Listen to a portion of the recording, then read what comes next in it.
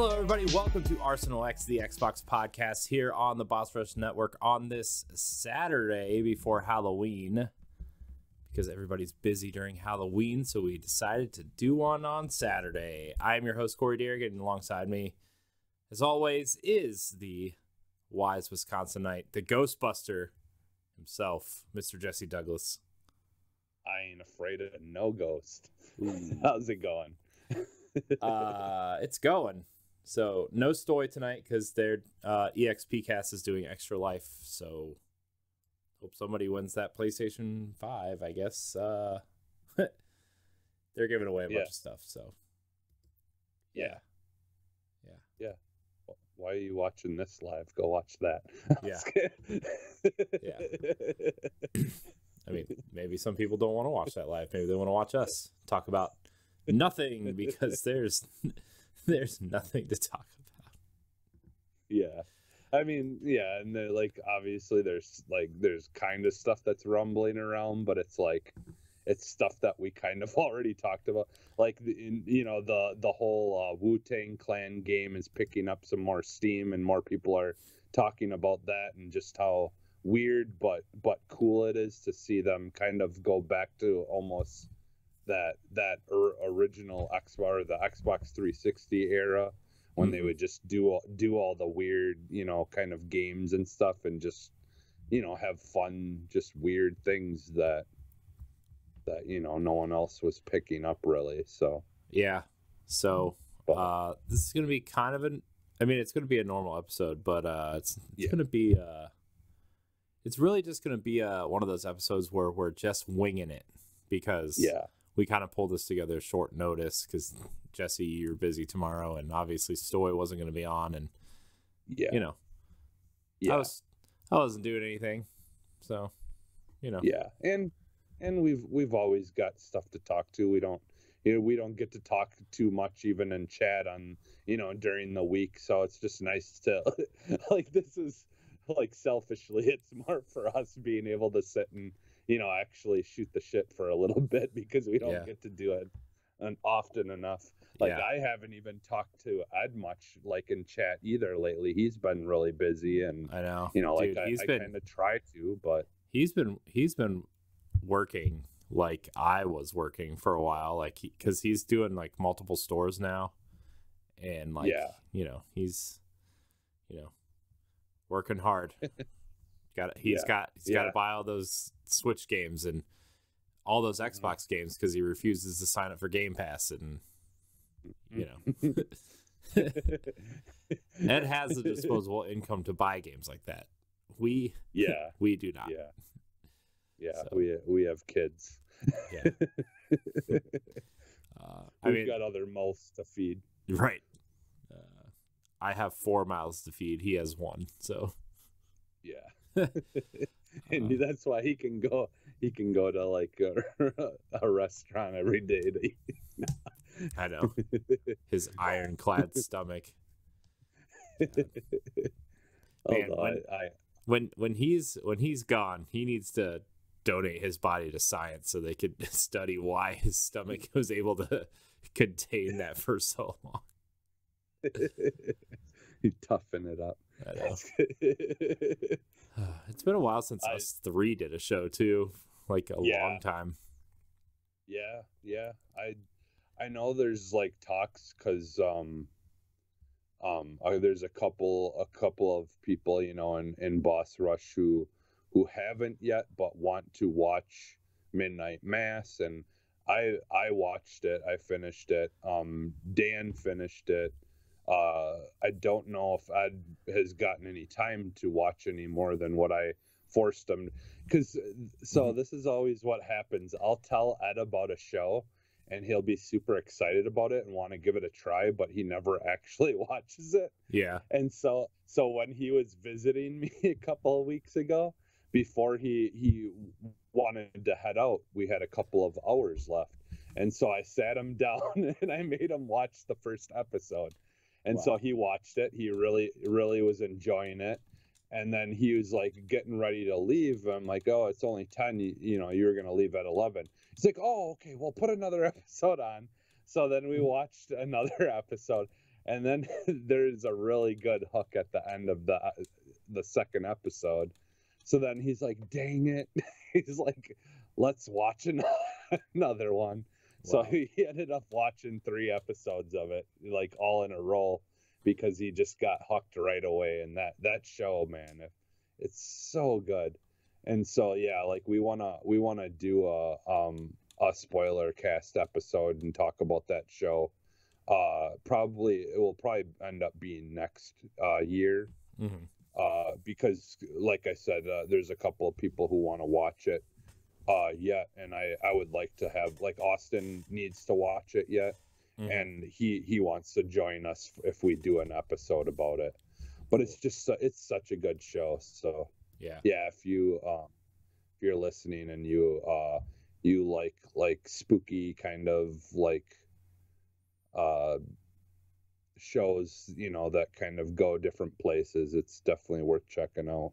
I can't say, it's one of those shows where I can't say anything about it without spoiling it, and that's why I think a lot of people didn't give it a shot, is because if you watch the trailer, it's complete crap, because they can't tell you anything, because they can't go into anything that the show is about, because the second they do, they completely spoil the whole entire mystery of the show, and you don't really learn about what's going on until like the 4th episode. So yeah, like it's hard to watch that trailer and expect anyone to be interested in watching it, honestly, because they can't say anything. Mm-hmm.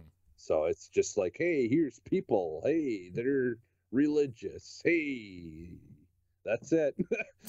Like, what? That's not something I'm interested in watching.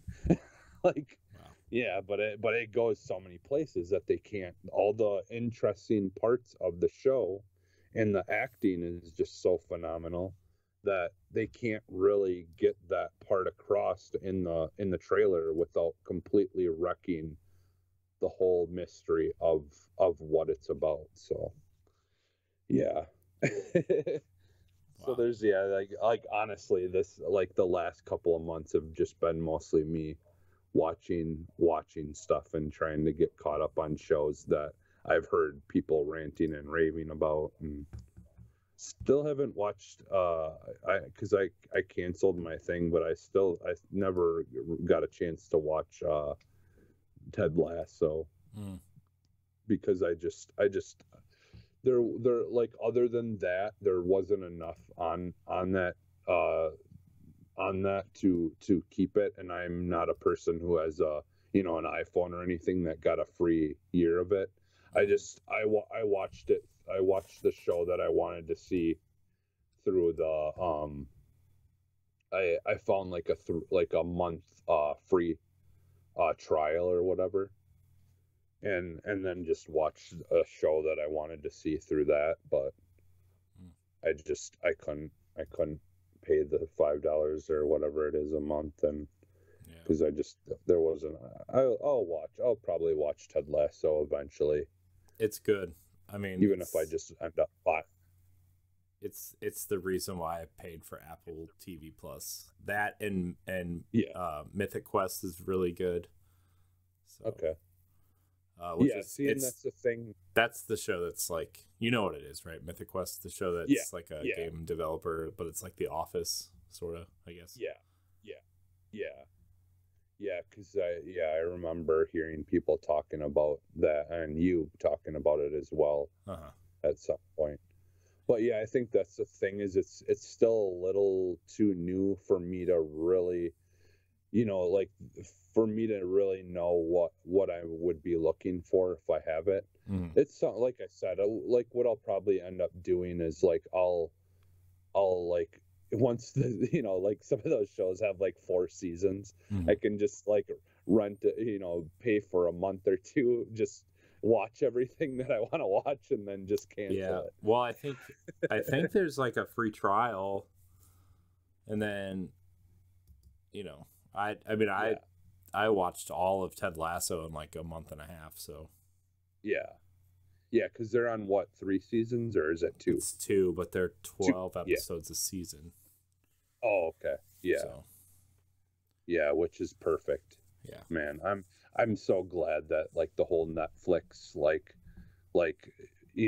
adapted that more British style of shows where you only have like 10 or 12 episodes a season, because it's just so much better, man. Because going back and looking at shows like Lost and all that, I think those shows could have did so much better if they would have just condensed everything down to 12 episodes a season, and not filled it with all this BS that honestly a lot of the times just ends up confusing you, and spends more time of you forgetting what you previously watched, or like it's just too much.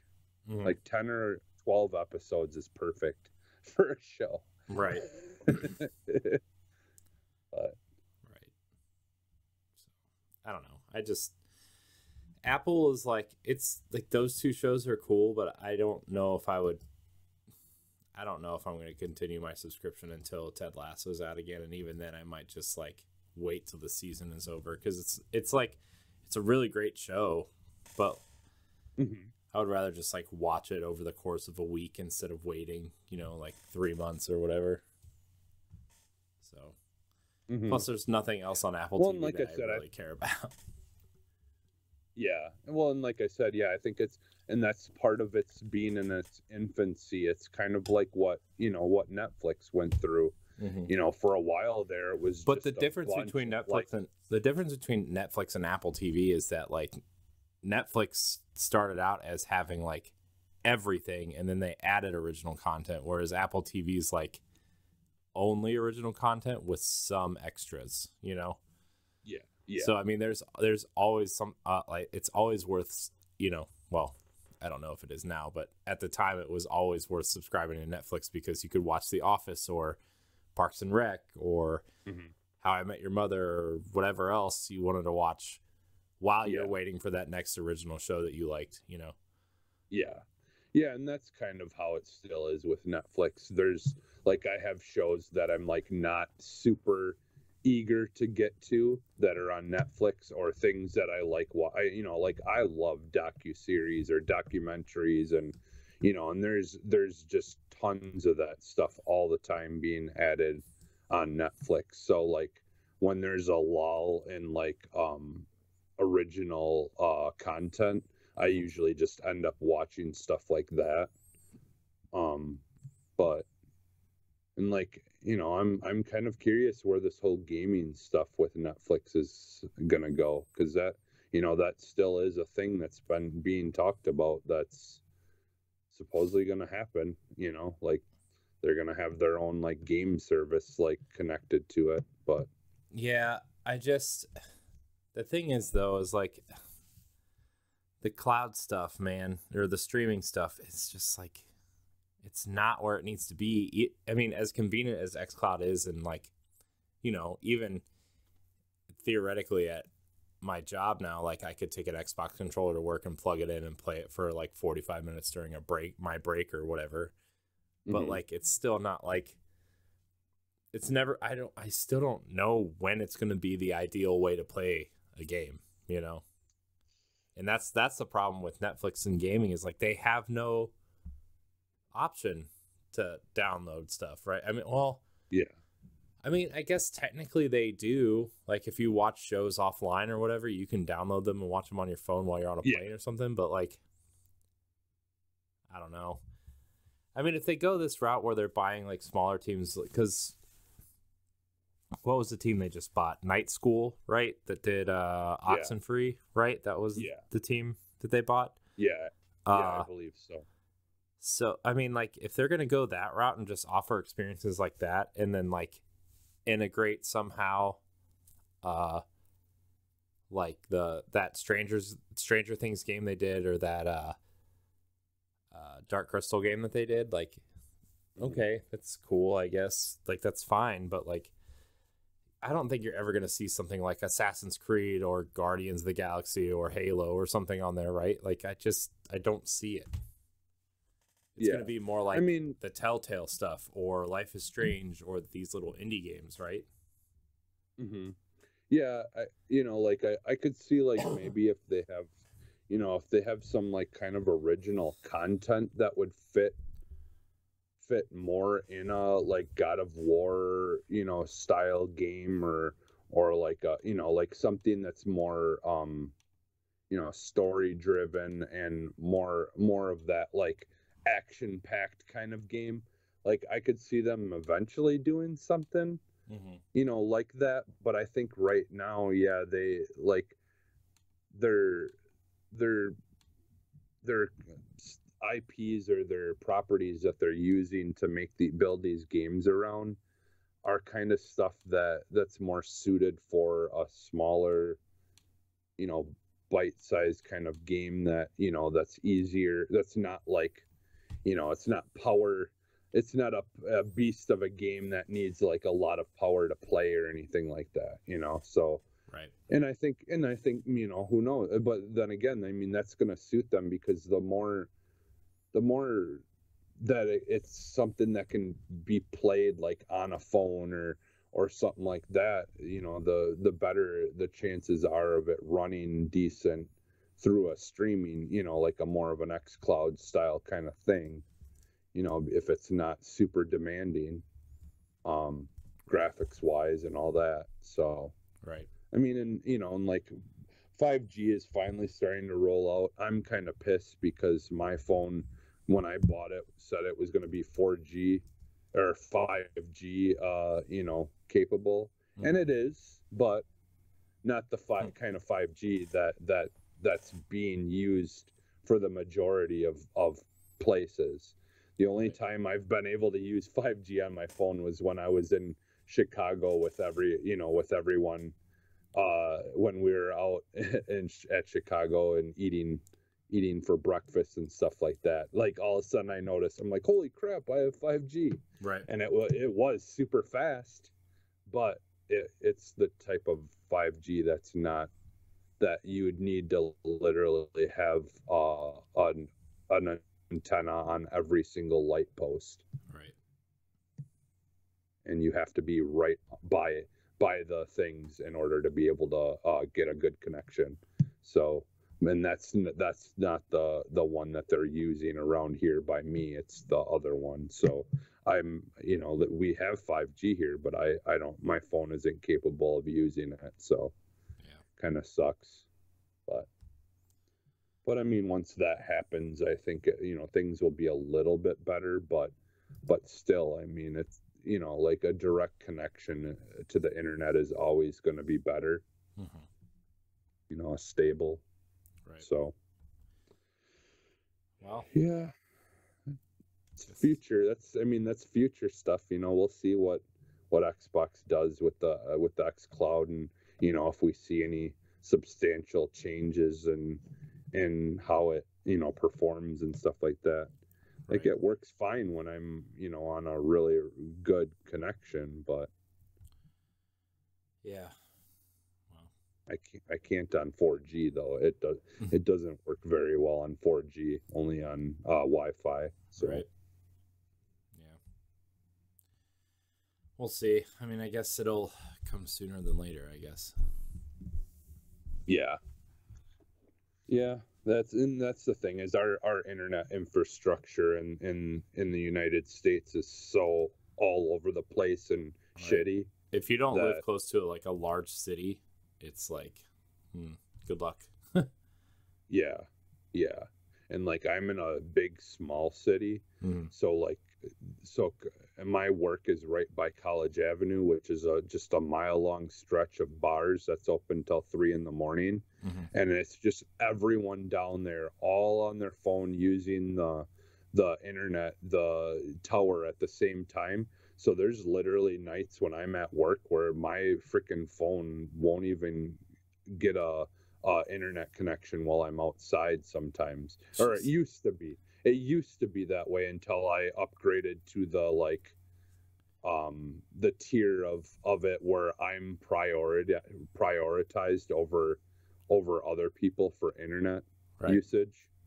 But yeah, that sucked, man. Like when you got everyone all in one spot trying to use the internet, and it just completely just shuts off, like, because Right. it can't handle all those people. Yeah. Yeah, so there's a lot of those kinds of issues too, where it's just like, yeah, it's not good. No. Well, for now, I have good internet and decent Wi-Fi, so Yeah, I mean, yeah, yeah. it's weird because in the house I can like it works okay on my laptop, but like it doesn't work at all in the bedroom when I'm on my phone. So I don't know if just like, I mean, I also don't have a 5G phone either, so Yeah. Well, and I mean, that can, it's weird too, like with connections. I know sometimes, like certain buildings or certain rooms, even in certain buildings, will, like suck for internet, and then like you could like literally step out of that building or that room, and then all of a sudden it works. right. Yeah, and Wi-Fi can kind of be the same thing too, but who's got the money to spend like $500-600 on a good modem, or on a good router, Right. Wi-Fi router, Yeah, I mean, like, unless you're like a business and you need that kind of stuff, like, yeah, what's the point, yeah, because it kind of is shitty, like I was thinking about that one day, that like, in order for you to have a router or Wi-Fi that really is dedicated and works really well for gaming, I don't understand why we should have to spend $300, $400 at the low end to get a good, router modem for gaming. Like, to me that's just insane. Like, I don't know.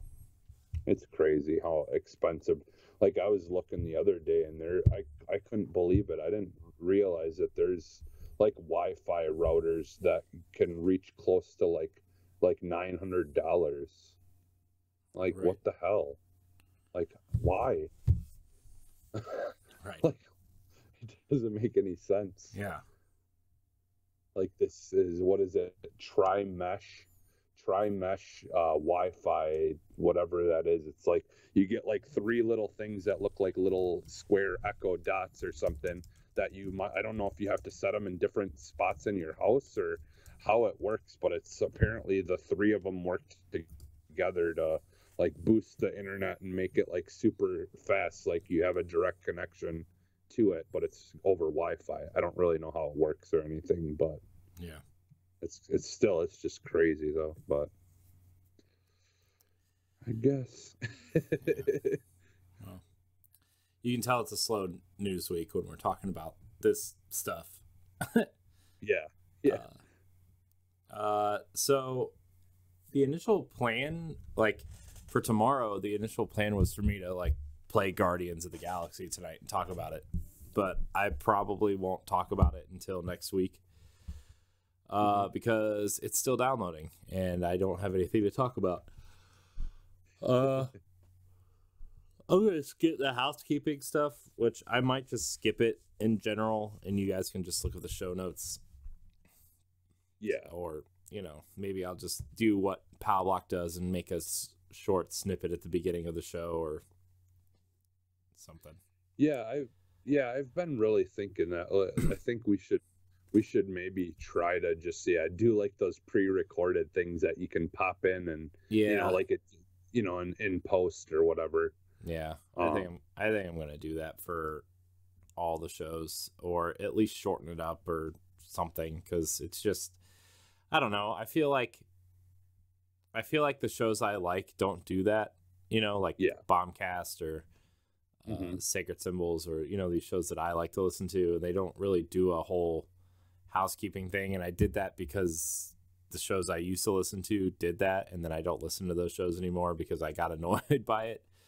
And so, like, I don't know. I want people to know where we're at, but I also don't want to waste time during the show to do it. Yeah. So, yeah. I mean, if you're listening to the show or any of our shows, just email us at bossrushnetwork@gmail.com or arsenalxpodcast@gmail.com, and just let us know what you think, like what you guys think maybe the best idea could be, so we can kind of better the shows for your listening. Because, like, look, I don't need the beginning of every show to be like a marketing ploy for our shows. I mean, like, I want the shows to grow. Don't get me wrong, but like, you know, I know that shit's annoying.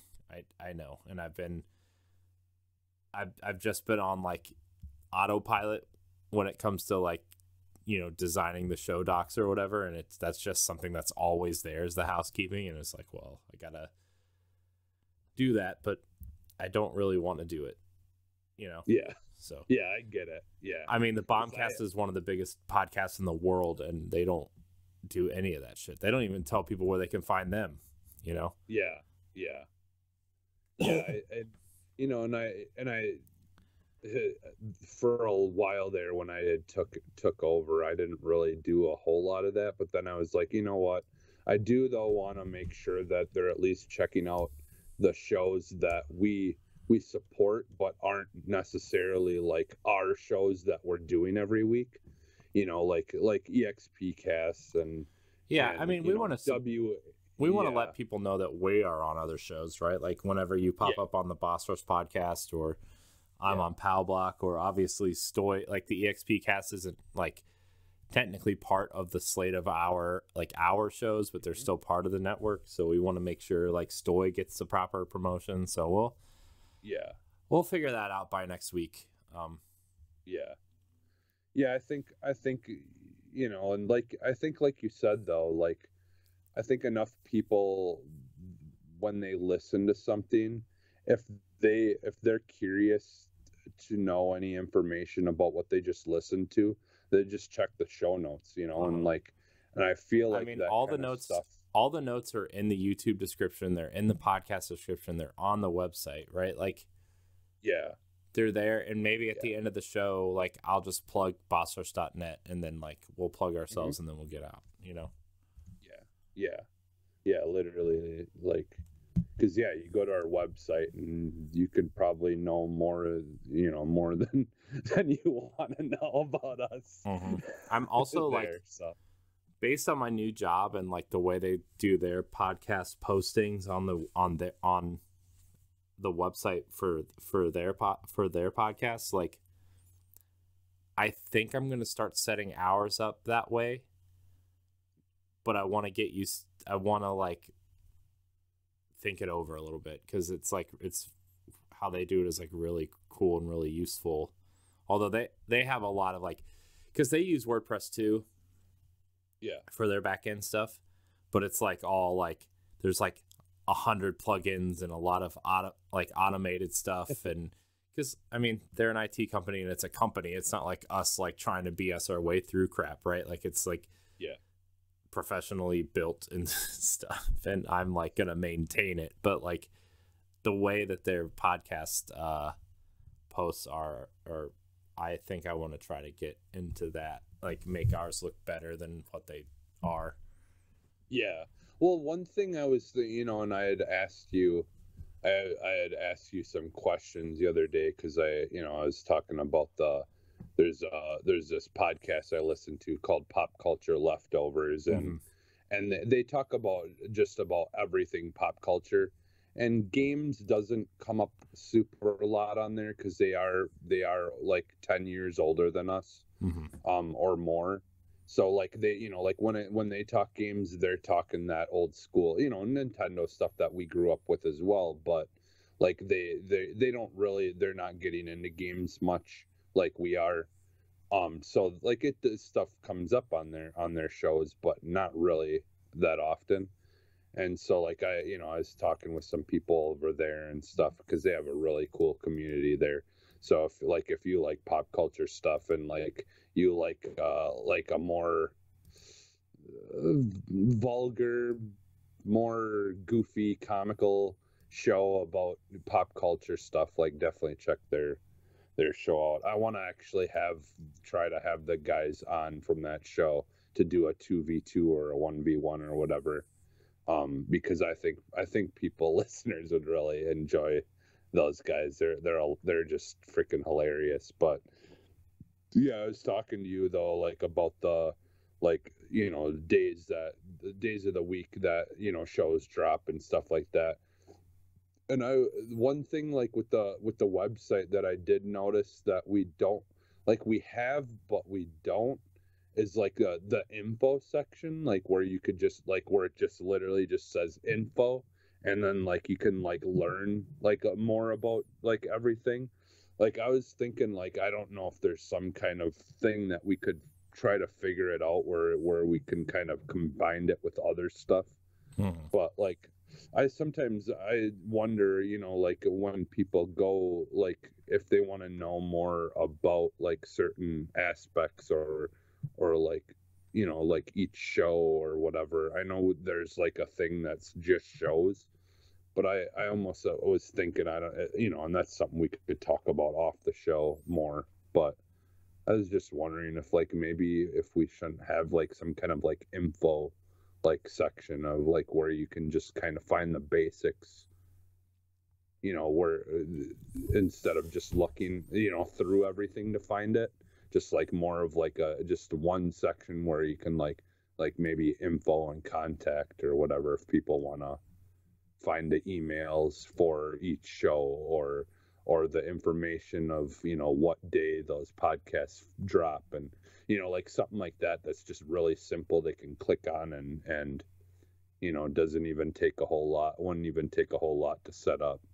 You know, those are all things that, you know, like again, like if there's something that you know, like you as a viewer of the website or something, you know, think would be really interesting, because you know, like I feel like we're all up for you know, if there's something that you have an idea or something that you'd like to share with us, like go for it if you think it'll make stuff better. Yeah, I want everything to be like perfect for our base stuff for when we decide to like start doing our bonus stuff, because like once the bonus stuff starts coming out, we're not gonna have what little time we do have outside of these shows, you know, like as a group, like there's not going to be any time. So I want to make sure that we are hitting everything in stride, and you know, so also like we're going to talk a little bit about this on the Boss Rush podcast, but we are going to do bonus content. We are going to do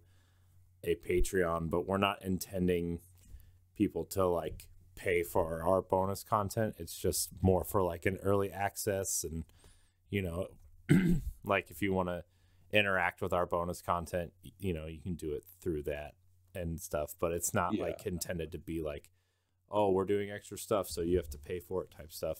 But just want to let people that are listening to this show that we are, I was trying to target November 1st, but there's been so much going on, and me training for a new job, and then everybody's schedule's just getting all kinds of messed up, because like LaRon and I and some people were supposed to record the first episode of After Dark tonight. At some point, or not tonight, tomorrow night? No, tonight? I don't know. Some point this weekend. Last night, maybe. I don't remember. Maybe it was tonight after. Yeah, it was going to be tonight. But then everybody's celebrating Halloween.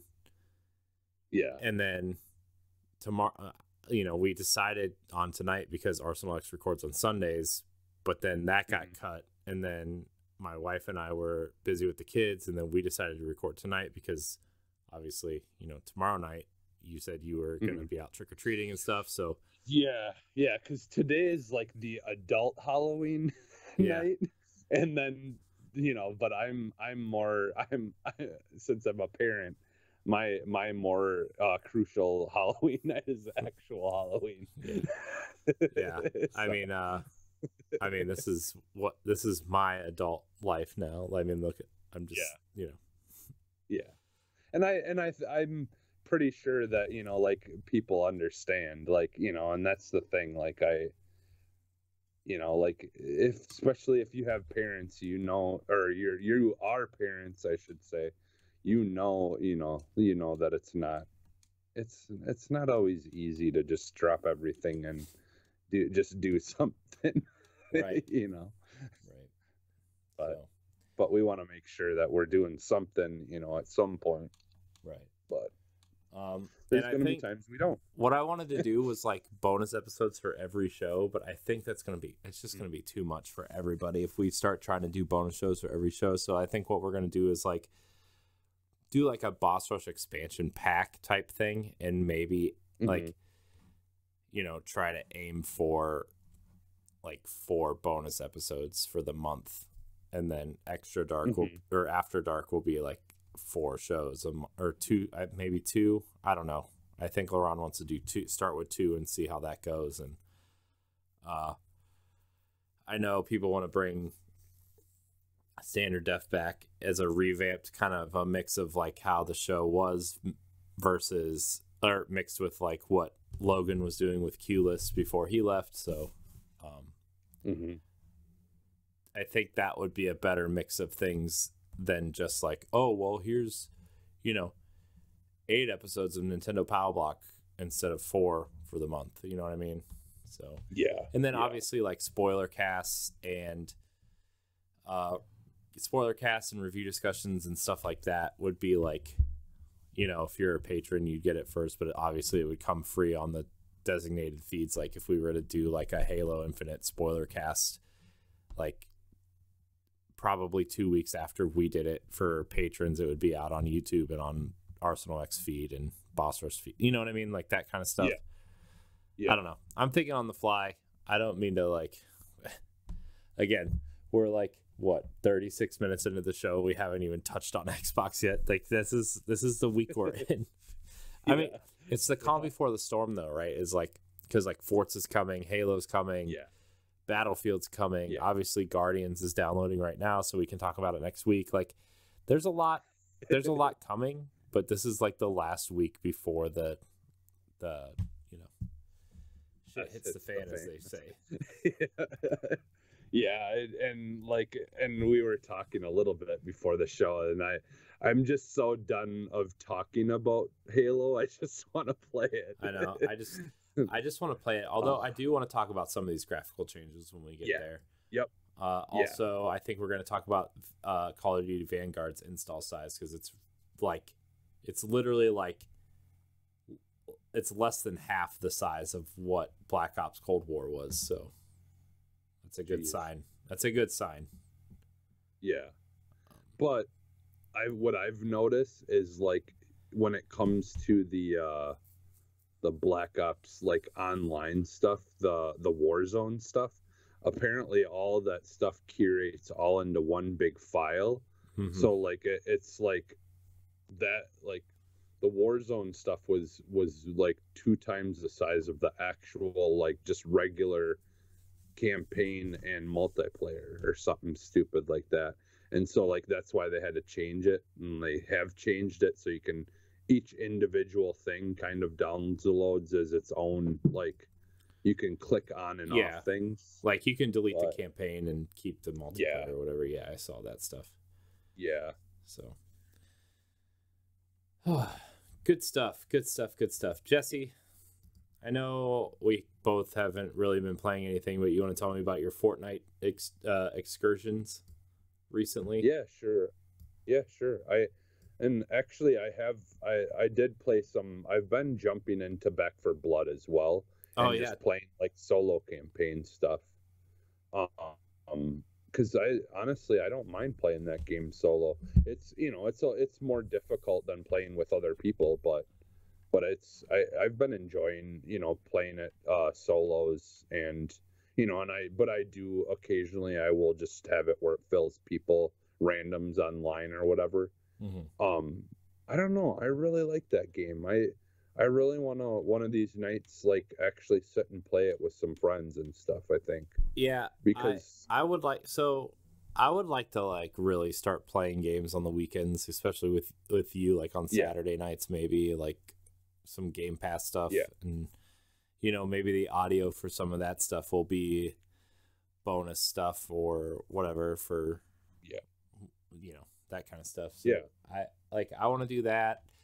I know Stephanie and I talked about her doing some stuff with us on the Xbox side, like just like maybe coming on the show like once a month, or playing some Game Pass games with us once a month, or a couple times a month or whatever. I know she wants to come on Arsenal X and be, like, you know, sit in and be on, because she bought her first Xbox, which is cool. And so, you know, as like a new Xbox owner, I think that would be a cool perspective to have. And she's just awesome. You shouldn't bloat her ego like that. I'm gonna hear about it on Boss Rush on Wednesday. But you know, I want to get that. I still want to do an episode of this show on through Sea of Thieves. You know, like I still want to do that. Or I don't know. I think you and I need to just sit down and schedule stuff. And put it on some sort of Boss Rush calendar or something, like a Google calendar or something. Google has a calendar, right? Because like honestly, that's my main problem is like I've always got stuff planned, I've got stuff going on, but if I can look at a calendar and then look at our calendar here, you know, at my house, that's good. You know, my wife's really good about, you know, writing stuff down months ahead of time on the calendar, and I can just flip to that month and be like, okay, well, I don't see anything going on this weekend. I'll ask her, make sure, you know, that there's nothing that's possibly in plans, you know, and do all that. I mean, do, you know, like adulting or whatever you want to call it. But, you know, like I as long as I can know ahead of time when it comes to planning things, which is completely the opposite of the way my brain works. Right. But I'm getting used to it because it's just something you have to do now, you know, like it's just more important at this point. But yeah, as long as we can sit down and plan something, I can say, hey, you know, like to my wife, me and Corey are going to be doing something this weekend, you know, or whatever. If nothing's going on, just letting you know, I'm going to write it down on my calendar at home. So then she knows, you know, like, and that's what I've been doing with some of this stuff that we've planned and stuff. Or like when Ed came here, I wrote down on the calendar, he's coming, you know, hey, I want to make sure I have time to spend with him this weekend or that day or whatever. And so, yeah, I mean, we'll definitely, if we just sit down and just talk and plan some stuff out, I'm all good with that. So, right. Cause I do. I straight up just miss like us getting to play stuff together and just goof around and stuff. Because, you know, like when we were playing Royale with Cheese and, you know, all that fun and squad goals. And what we need is like we have one, but like I need to sit down and just like give everybody the passwords and stuff to like the email and stuff. But we have a Boss Rush Google Calendar that we don't use. So like maybe we like pass it out to the team leaders and like, you know, make sure we do that and get everybody's like almost set it up like we are moving forward as a business, and like just be like, hey, these are the people involved in this night. Let's get their email addresses. Let's make sure everybody has everybody's email information at least, and add those email addresses to this event on the calendar and go from there. Yeah. And then we, you know, like we can even do fun stuff like adding to that, like, hey, this and this day, you know, LaRon's going to be streaming, you know, like right now he's doing the Dead Space stuff. He's been streaming. Yeah. Like if like if people have personal stuff they want to add to the calendar to help, to let people know to help promote it or whatever. Like that's what we should probably do. Yeah. Yeah. I think that would be best. Cause I do, you know, like that's the thing is I'm all about trying to get on social media to help support and promote people.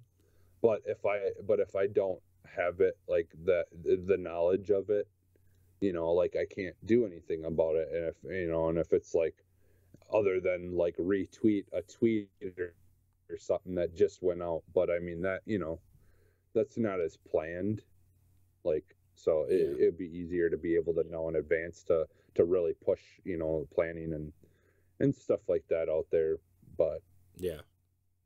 So I'll I'll get that set up, and maybe like, because Celeste knows more about how to do that kind of stuff than I do, but I know she's dealing with hurricane stuff, and I don't want to like bother her while she's trying to fix her life from disaster. Yeah. So but anyways, back for Blood. Is it fun? Yeah, I really like it a lot. Like I loved the the previous games that they had made. What, Evolve or Left 4 Dead? Left 4 Dead. Yeah, Left 4 Dead. Like Evolve had some really cool ideas. It just didn't quite pan out the way that they had intended it to. And it really is kind of sad, because like, I mean, those kind of games ended up really blowing up, and some less good looking versions of those kinds of games have blown up, and it's almost like they were a little too early. Like they were ahead of their time. Like people didn't quite realize that that's the kind of game they wanted until after it failed. Right. But yeah, I mean, I just really like the card system, and like all these little cool systems in Back 4 Blood that just really make it very interesting, but more just like you can create your characters to be what you want them to be or what you need them to be. And I just really appreciate that a lot with this game. And it is a fun game to just be able to jump into with friends and just like totally goof around and just have crazy opportunities to just have like fun and crazy stuff happen. Like right. Like one of the times, as just like they had these chain guns that you can, like a turret or whatever, you can set up somewhere right before these massive like horde just comes, like hundreds of them at a time, just rushing out from everywhere. And I set it up and I'm like, oh, I think it'll be good here. And then I hop on it and literally like it doesn't turn far enough to the sides that I couldn't really use it on anything, and I just got swarmed, and my team just left me for dead, because I was just like right in the middle of all of it, and I couldn't turn the Gatling gun far enough to be able to shoot them as they were coming out of the spawns.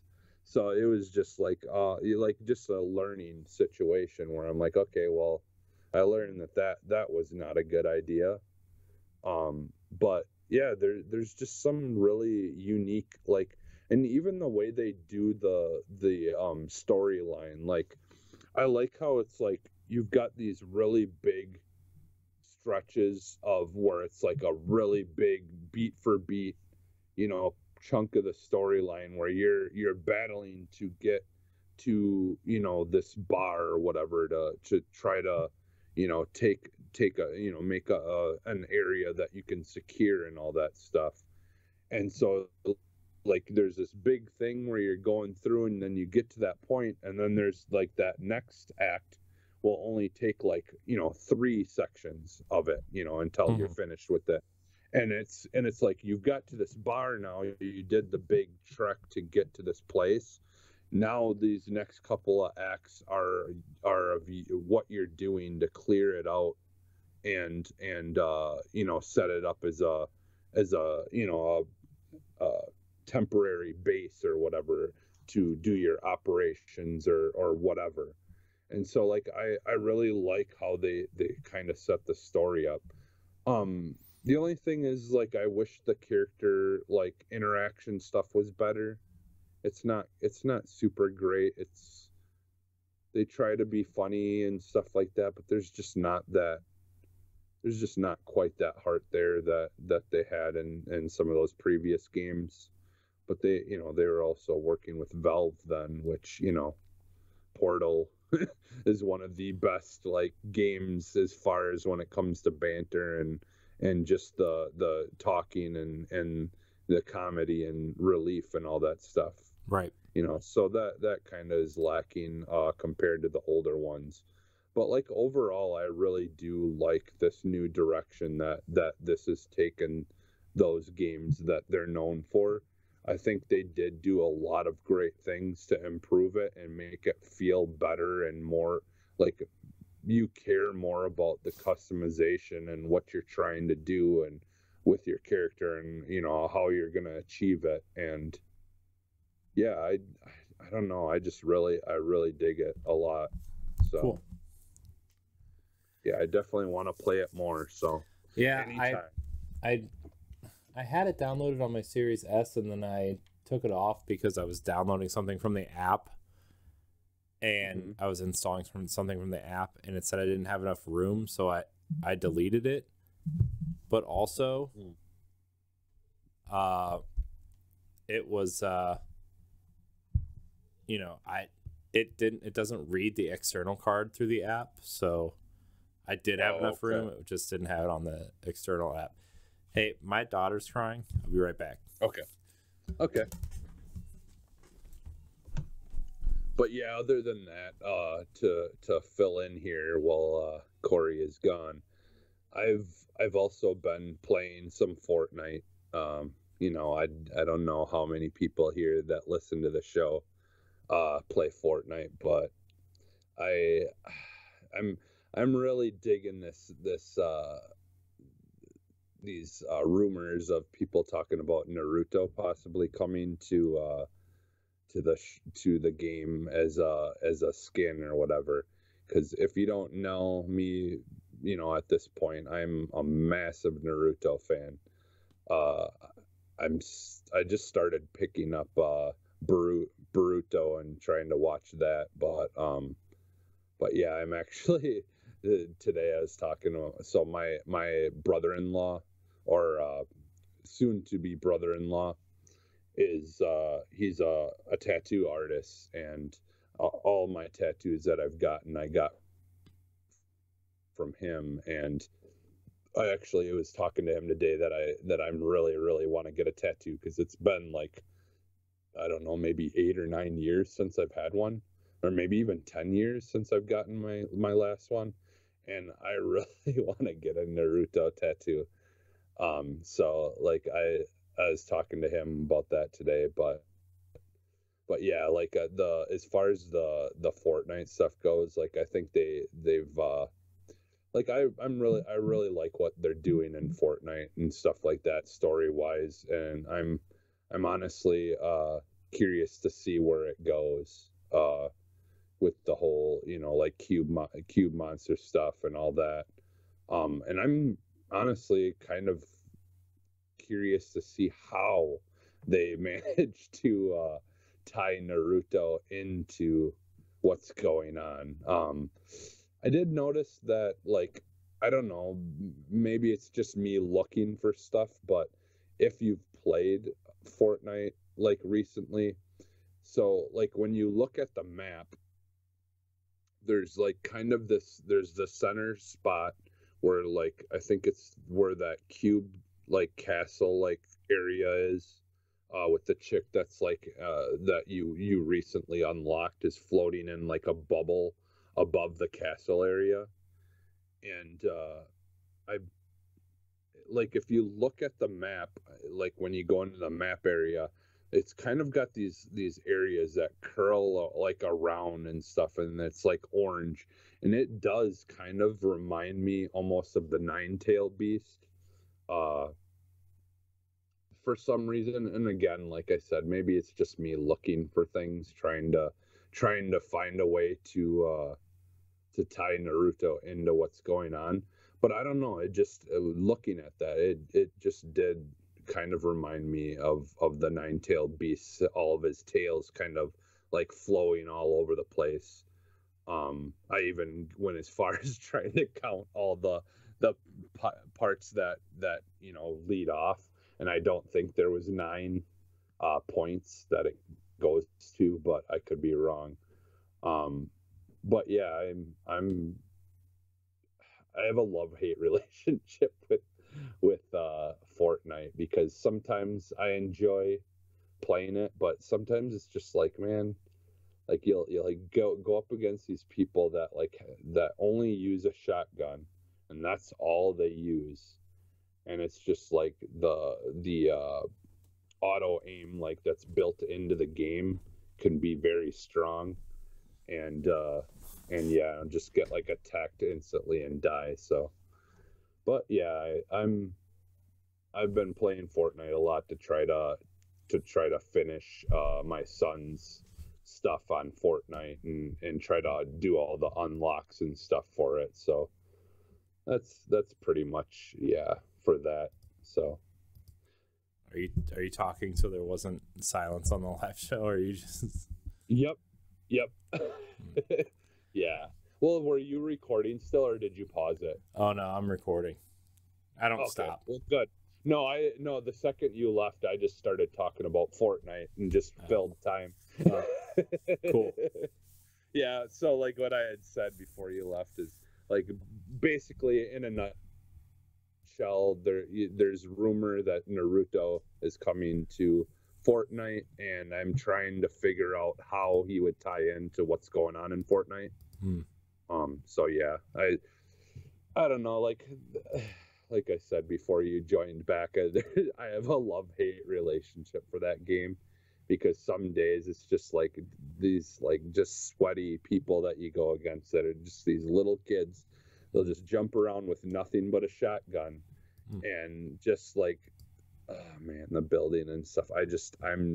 I'll never enjoy building in that game, and I've just made peace with that, because it irritates me all the time. I only build if I need to get up somewhere to an area, and that's it. I don't really build if they're going to kill me while I'm running, and I'm not going to bother to turn around and build stuff, because who cares? I'm on to the next match. Because the way I play that game, like, honestly, is just trying to do all the achievements and the goals and stuff to get XP to level up my battle pass. That's all I care about. I don't care about winning. I have won quite a few times throughout the years of playing it, like, but it's not really my intended goal. Like, I like going into that game and playing it like as like that game is just played to try to, achieve these goals and finish these quests, and I think it's just much more fun if you go in it trying to focus on that versus trying to win, because it's just that game sometimes too, man. It can just lag like crap, or just be really bad. Like, and a lot of times quests won't track, so like I'll do what the quest says to do, and then it just won't track it, so it won't pop that I finished it, and I'm just like, what the F? I just wasted all that time to do this thing that it wants me to do, and it's not even tracking. So there's things I definitely hate about that game, but it's fun when you just try to go into it just not giving a shit about what place you end up being, or whatever. So, because it's just can be too much if you worry about that crap. Right. So yeah, but yeah. Well, I'm not gonna lie, I haven't really played a whole lot this week.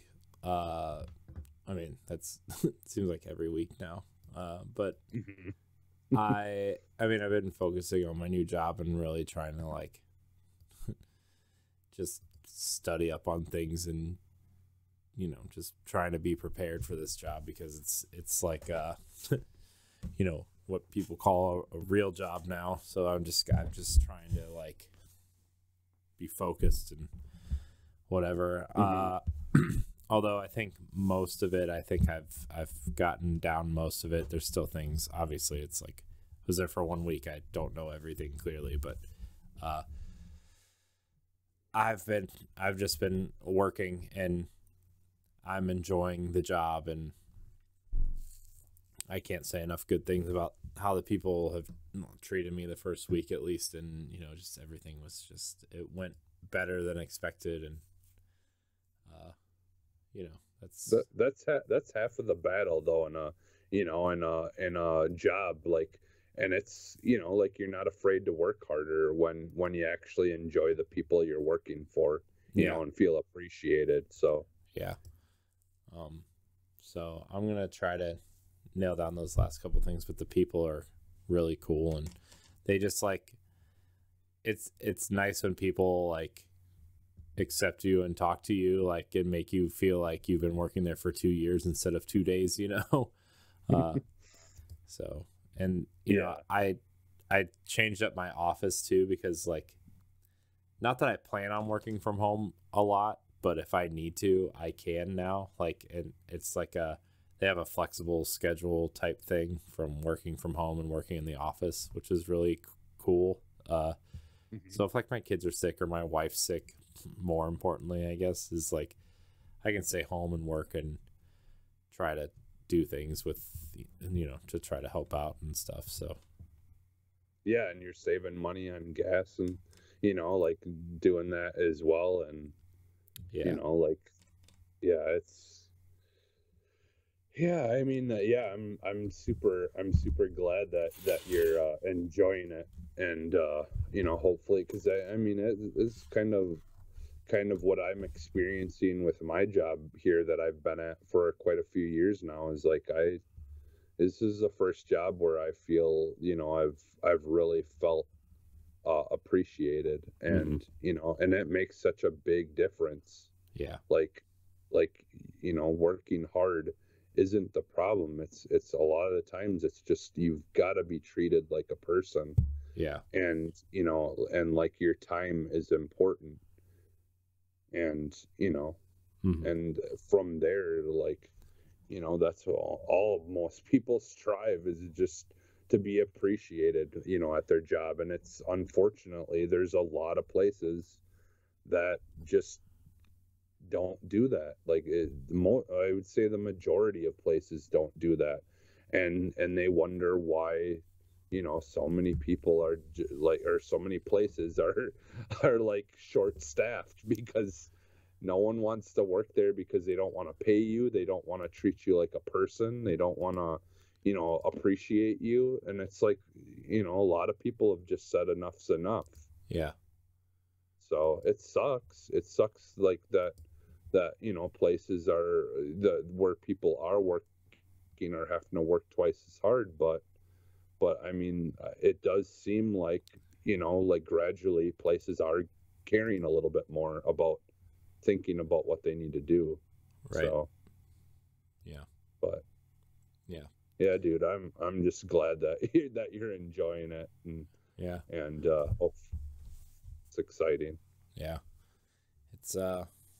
It's cool. So and it's kind of funny because like they kind of like it's basically a large scale version of what we're doing, and like a very professional version of what we're doing, but like in enterprise IT instead of talking about video games and stuff.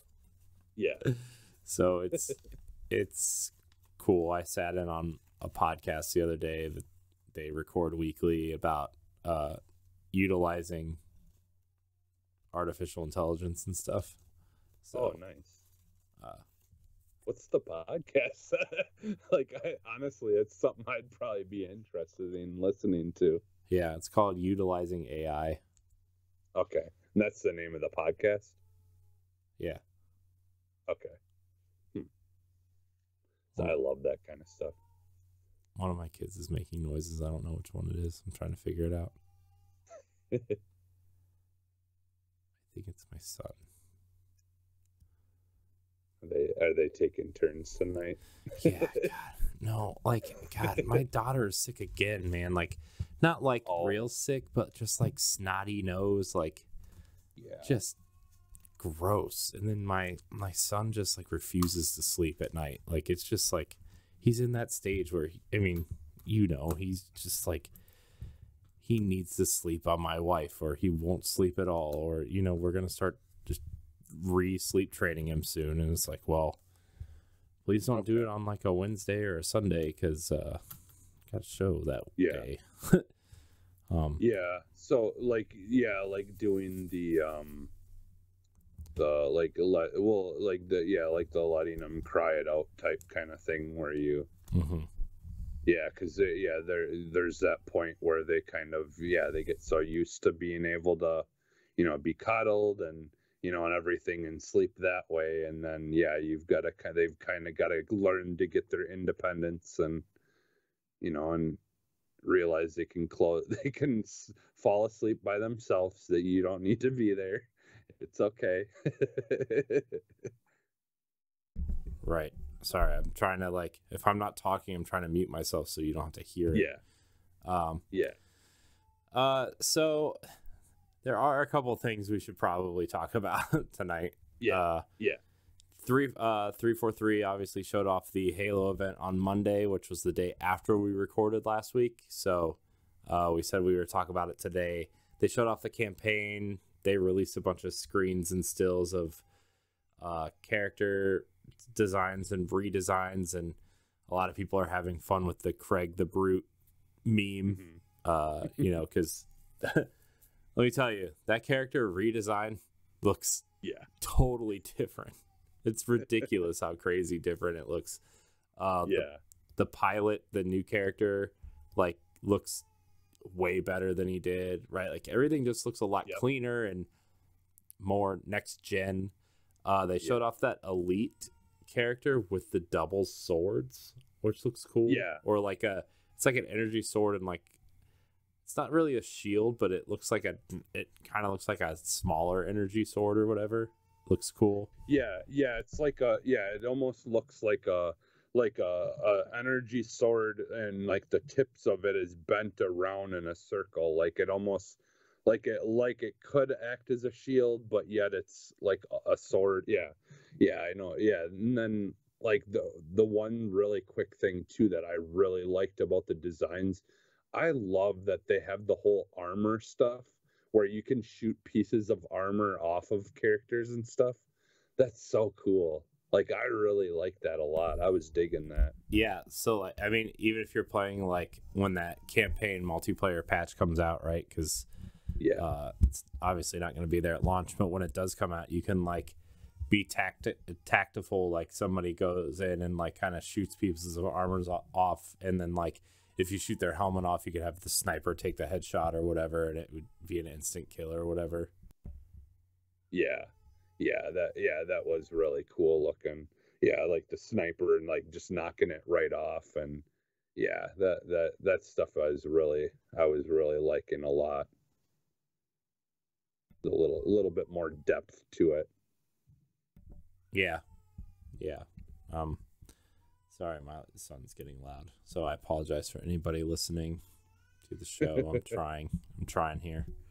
That's why I had my desk set up the other way, because you couldn't hear as much, but it's so sorry. This is what happens when you have kids and you're a parent. So but I think the campaign looks cool. I'm really interested in where the story's going now with this new AI and how they're going to try to capture Cortana or whatever.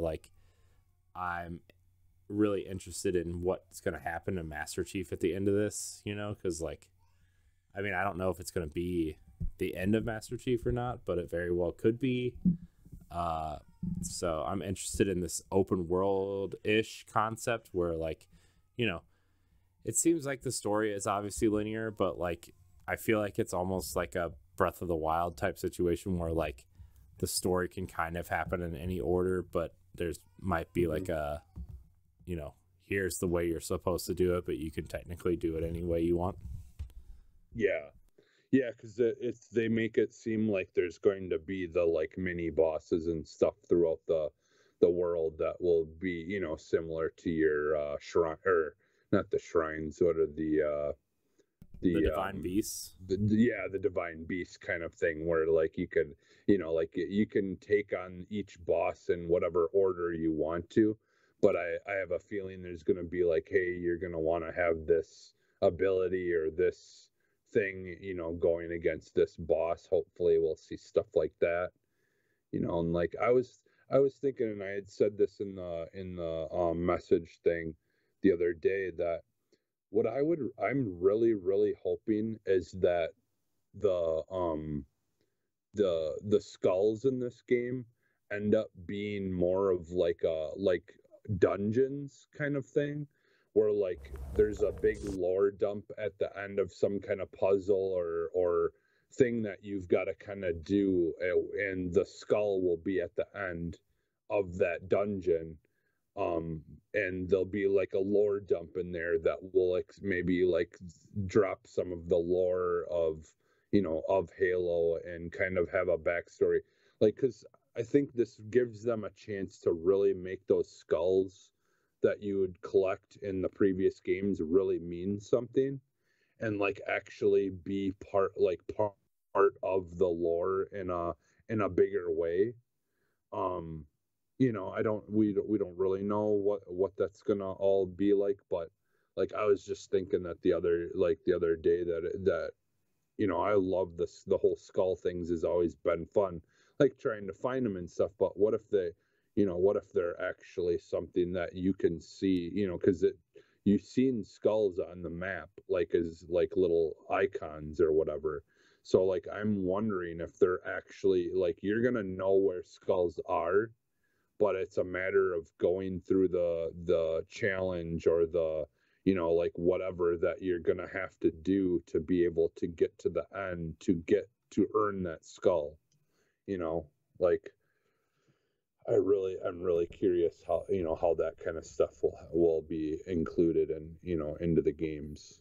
Yeah, I feel like Halo is like, it's in prime position to be the biggest Halo since probably, I would say 3 at least. In terms of just delivering. Obviously they said it's the biggest campaign they've ever delivered, which kind of worries me. I don't need a Halo campaign to be long, but also with everything that they're doing, plus like the extra stuff they're doing after, you know. Which kind of reminds me of that Halo 4 mode, Spartan Ops. Remember when they did those seasons where like season 1 was like 10 extra missions that you could take your created Spartan on and do it with friends, even though like it was a cool idea, but it didn't quite deliver.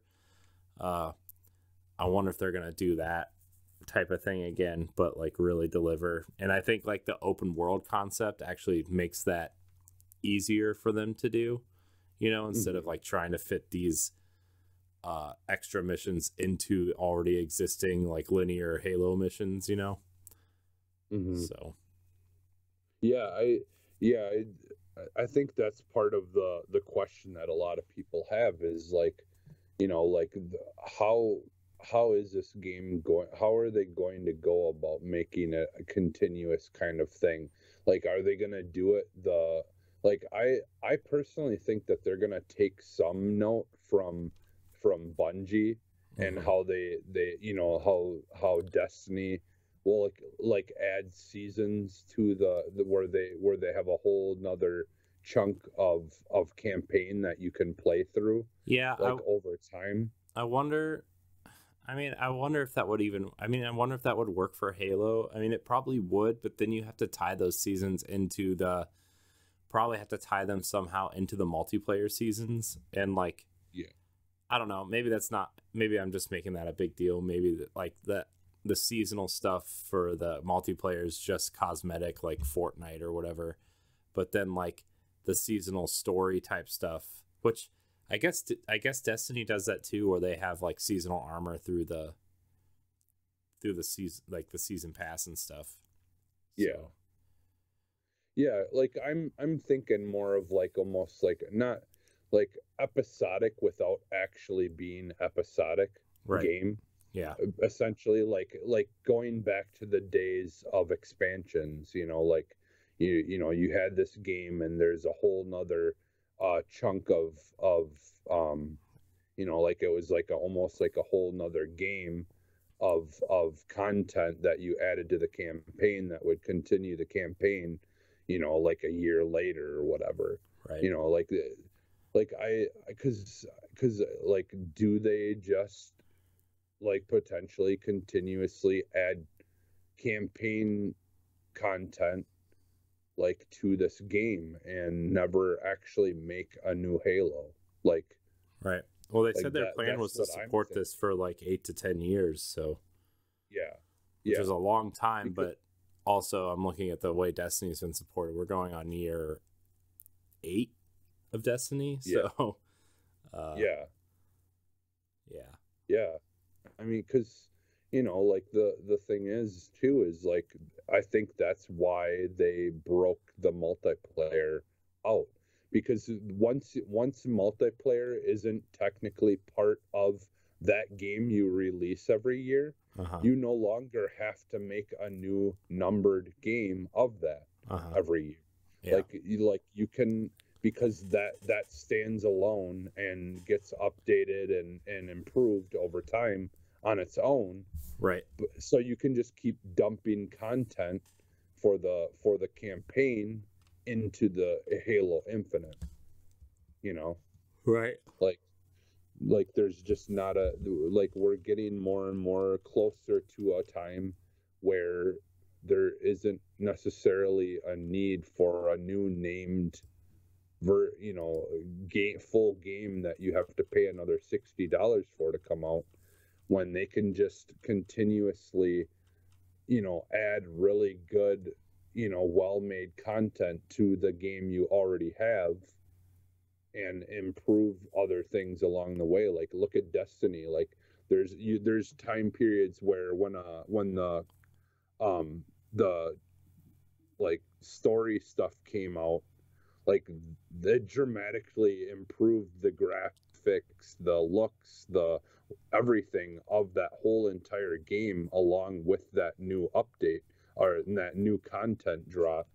And like, I could see like where that would be a way to kind of slowly upgrade and improve things as the technology gets better and better, or they learn more and more how to improve or use the hardware to improve certain aspects of the game, like similar to what we've seen where we had the 4K upgrades and and all these kinds of things at the end of the Xbox, the series, the One X and stuff like that, where you would see like better improved upgrades and graphic downloads for certain games, because they finally could figure out and update everything to make it look better and run better or whatever. So like,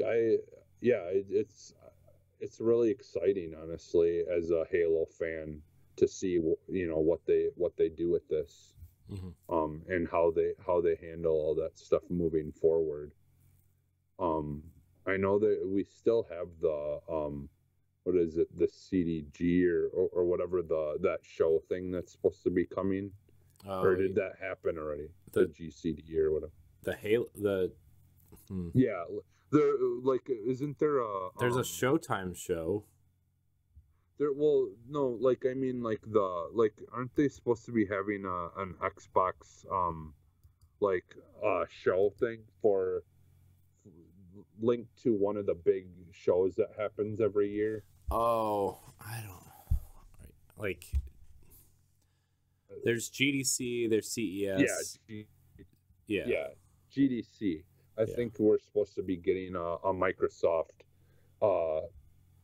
thing around that, and they've been talking about how we won't see anything new, but we will see a lot of good updates to stuff that we've already seen. Yeah. Like, I wonder if we'll maybe eventually get something like that, where they'll talk about the future of Halo once it's out. Right. I mean, they'll probably do some sort of roadmap, something in the spring or something, right? Like, I can't see them releasing Halo and then not saying anything after, right? Like, I think they just want they got to do some sort of roadmap, right? Like, I just especially not just a Halo roadmap, but like we know what games are coming from Xbox, but like nothing's dated. So they're going to have to give us some sort of roadmap for that too. So I wonder if they'll just do it all at once at like an inside, like the first inside Xbox, like maybe in January or February or something, you know? Yeah. Yeah. And I was even thinking maybe like what they do is, you know, like when it's getting closer to the time that, that co-op, campaign co-op is getting ready to launch, and Forge is getting ready to launch, that they do like a thing of, hey, this is, you know, like at least for Halo, like maybe they'll have a show where they talk about other stuff as well, but be like, hey, you know, as we get ready for, you know, for campaign co-op to drop and Forge to finally appear, you know, here's you know what our plans are for, you know, like why this is called Halo Infinite, right. You know, like this is, you know, what we're planning, because by that time a lot of people will have played the campaign, right, and they can kind of like have more for people to look forward to as far as where the game's going to go, right. You know, like I think that would be kind of, I could see something like that happening eventually, like early next year or whatever. Right. Yeah. So. Well, we'll see. I think the next time we talk about Halo, I want to talk about us playing Halo, you know? Yeah, like, yeah, exactly.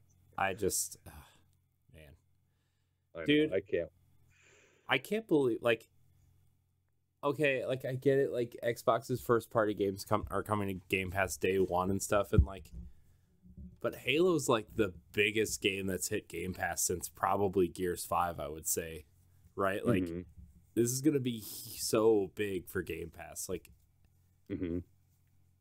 So I've still got my physical copy coming from when I got the Master Chief. The statue thing. Yeah, mine's up there too with I bought the Halo Infinite statue that's sitting next to my Halo 3 helmet and my Halo Reach statue, so which feels like we bought those like what, 2 years ago. I think it was like last October or November. I got mine in last November from Best Buy. Okay. So yeah, I know I got mine at some point. Feels like forever, but yeah. God, because we've been waiting for this game to come out forever. But I'm just glad though, because like what we've seen initially and what we just seen is like two different games. Yeah. Like one is running on Xbox 360, and the other one, you know, is definitely looks more like the new. A new console game. So yeah, I wonder what it's gonna look like on Xbox One, like a base Xbox One. You honestly, still have a base Xbox One, right? Yeah. You should just install it just to see what it looks like. I might try it because you know, that's the thing though, is like Microsoft's been pretty good about making, you know, like games run on old versions of, you know, of things that, yeah, I'm sure it'll be noticeably different, but yeah, I mean, it's, you know, it's kind of like we talked about, you know, a while back about when the 360 version of Titanfall 2 came out or whatever, and it was like legit like a pretty decent you know, game. Or was it the original Titanfall that only was on 360? No, the original Titanfall was on Xbox One also. Okay. It was on Xbox One and Xbox 360. I played it on Xbox 360 and it was awesome. Yeah, that's, so it was the first one, not the second one. But yeah, like I feel like Microsoft Studios have been kind of like on that kind of level with, like with the making sure that their games ported to those older consoles are still really, really good versions of that game. Just, they're just not going to be running 4K or whatever, but it will be doing, a serviceable job at making the 1080p, look and run well. Because I am curious. I wonder if it will just be 1080p or lower, but running 60 frames per second.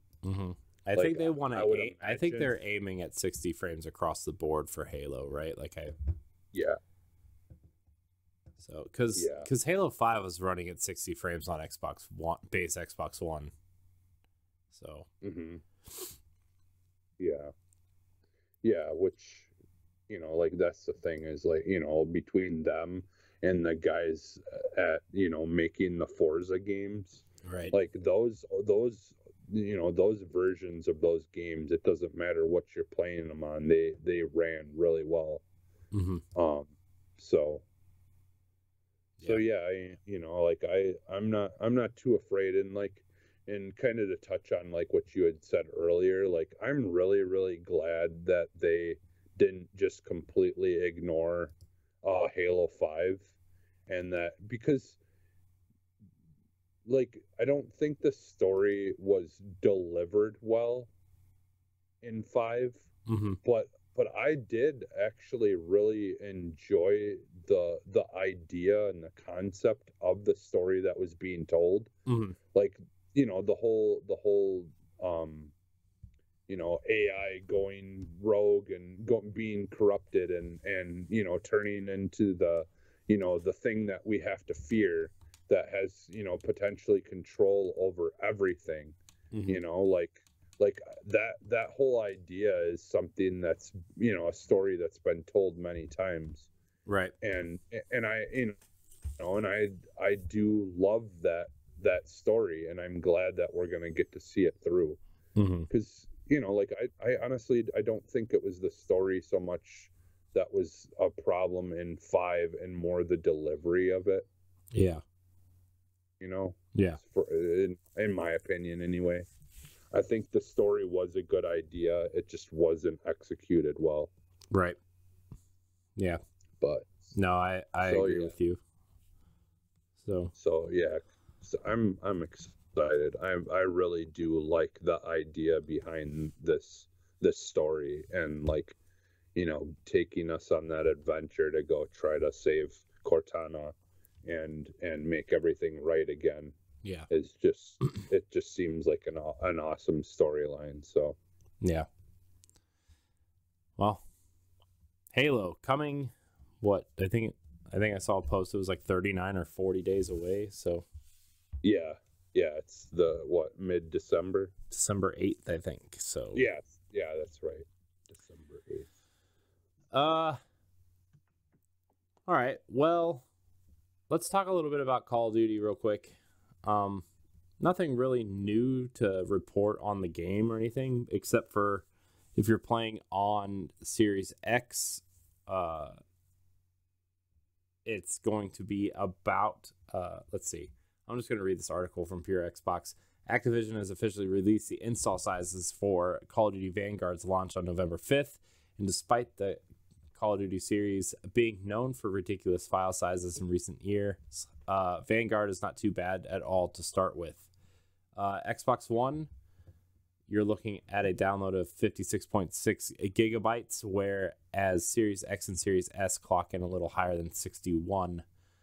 Some Xbox owners have suggested it could go up to 72.6 gigabytes on Series X, however, depending on certain features, and probably if you get the super duper I pay too much money for Call of Duty edition.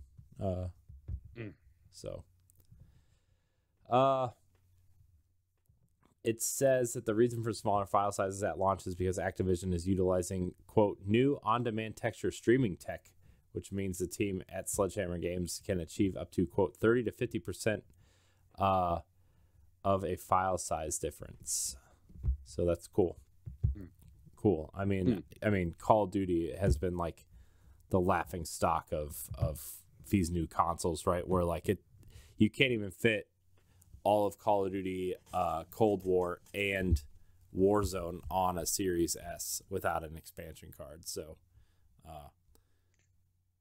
well, and you've never played Black Ops Cold War, did you? mm-mm. Dude, so I recently went back and downloaded it because I own it, and this is a game that I bought and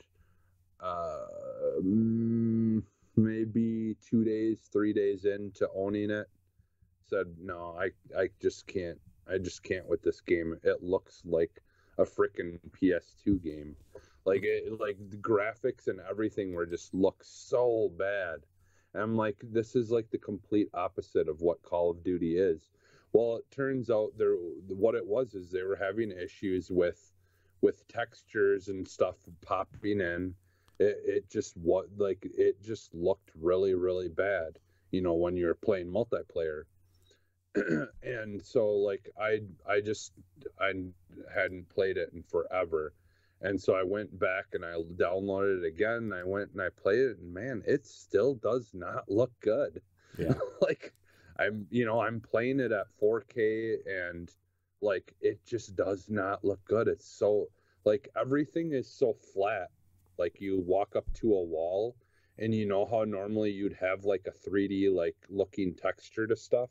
Mm-hmm. And it's just not there. I don't know what it is with that game, if they really just did not do much, texture wise for that game.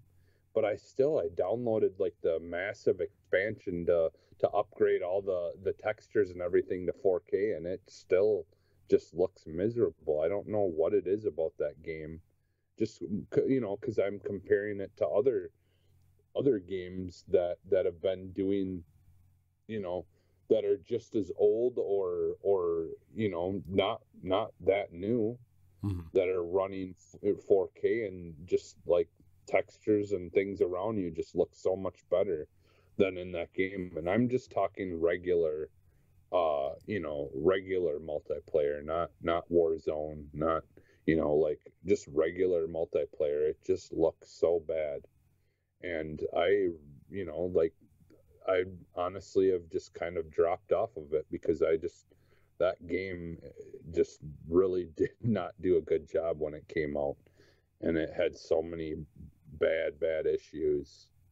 And it's still, like I said, does not look good. So I don't know. I'm curious to see, but like after playing that new Battlefield beta, and that Mm-hmm. was just a beta, and that game, like texture wise and just everything, just looks so amazing in that game. Yeah. So I'll be curious to see. Are you excited? Are you excited for Battlefield, by the way? Yeah. I'm really excited for it because like I had enough of the old school war stuff. I wanted to come back to modern type stuff with Battlefield, because I tried 5, I tried 1, and it was cool, and it was more of a like, oh, this is fun for a couple of hours and then I'm done with it kind of thing. Mm-hmm. But yeah, now that it's come back to modern, and after playing the beta, I really, really love the plus, like the plus sign or whatever menu that pops up, where literally in the middle of a gunfight you can switch to what attachments you want on your gun, and literally just start shooting like the second after you exit out of that menu. Like I just really, really like the customization stuff that they've added to this and changed, where you're not having to pull up a full menu and go through everything and and try to figure out what you want. You can just literally on the fly be like, oh, like I want a scope that can zoom, for this, and it's like, oh, okay, I'm gonna move in and get into closer combat now, so let me throw on my my more close range sight. And then, you know, literally the flip of a couple of buttons and boom, you've switched from you know, from one type of scope to the other, or, you know, you threw a suppressor on and because you needed that to not, you know, get people's attention or whatever. Yeah, it's, and the map wise, like, there's a lot more 3D and scale to like the actual ground and stuff you're running on. Much more like realistic bushes and trees and things that really just have been done so much better in this beta than the previous games. It really does feel like more like a Far Cry map. Like I mean, that's how lush with you know, like grass and tall grass or trees or bushes and stuff that you can use for cover. It is. So I'm really excited for it. Cool. Because yeah, it's just definitely improved. Yeah. So I'm excited. Yeah. Well, you have to let me know how Battlefield is, because I like when it actually comes out, because I'm interested, and there's not really a lot of games left for me to purchase this year. So I might get the Mario Party for Switch, but other than that, like, you know, everything else is on Game Pass, or I'm waiting for a sale. Like for Tales of Arise, I want it, but I'm waiting for that eventual, you know, Black Friday sale for Xbox. So because that'll probably definitely be a part of it. Yeah. So I mean, other than that, like if Battlefield's good, maybe that's something that we can play together when it's all said and done, and maybe, you know, use that extra money to jump in on that. So yeah, for sure. Because it just aesthetically, it just looks cool too. Yeah. Yeah, and you know, Battlefield 4 is still such an amazing game, even how old it is. I still go back to it occasionally and play it. But yeah, this is just like that, but just so much better. You know, so I just like I just like how they handle things and build worlds in their game. Right.